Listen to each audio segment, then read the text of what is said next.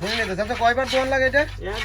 একবার না সকালে না দুপুরে? এই যে এখন তো আমরা 7 দিন করে বাছর আগলা থাকবো।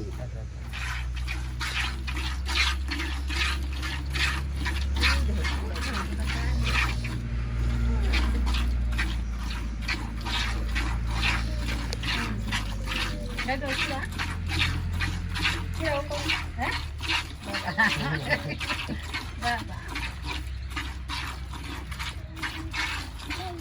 hấp dẫn.